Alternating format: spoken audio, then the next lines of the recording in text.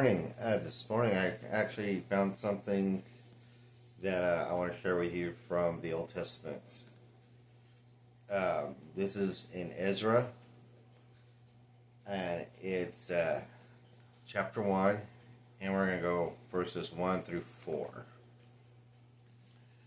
Now, in the year of Cyrus, king of Persia, in order to fulfill the word of the Lord by the mouth of Jeremiah, the Lord stirred up the spirit of Cyrus, king of Persia, so that he sent a proclamation throughout all his kingdom, and also put it in writing, saying, Thus says Cyrus, king of Persia, the Lord, the God of heaven, has given me all the kingdoms of the earth, and he has appointed me to build him a house in Jerusalem, which is in Judah.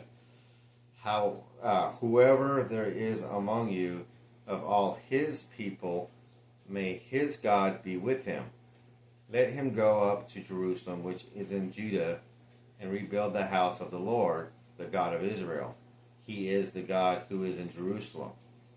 Every survivor at whatever place he may live, let the men of that place support him with silver and gold, with goods and cattle, together with a free will offering for the house of God, which is in Jerusalem. So, the main thing that I take away from this is that God uses everybody, even unbelievers, to fulfill his will and his purpose. And a lot of times he'll use non-believers to help out believers in a way that is mystifying. And somebody might ask, well, how do you know that King Cyrus wasn't a believer? Well, because King Cyrus uses the terms like his people, meaning God's people. Because King Cyrus, he believed and worshipped the gods of Persia that they worshipped.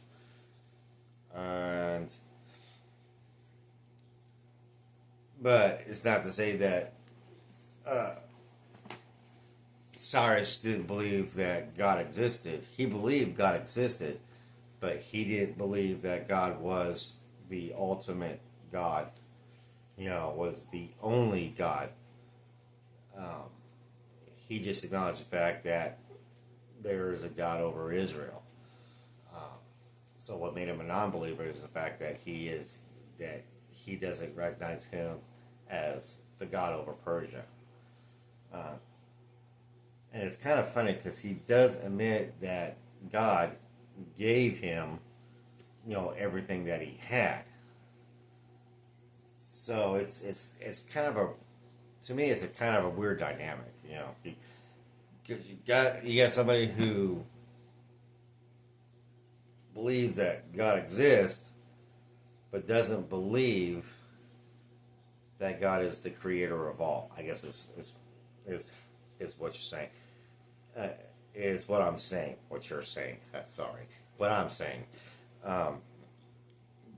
But like I said, in the end of it all, this little passage here shows how God uses non-believers to fulfill his purpose and his will. And in this case, this is to fulfill the prophecy of the temple being rebuilt that he gave to Jeremiah. So,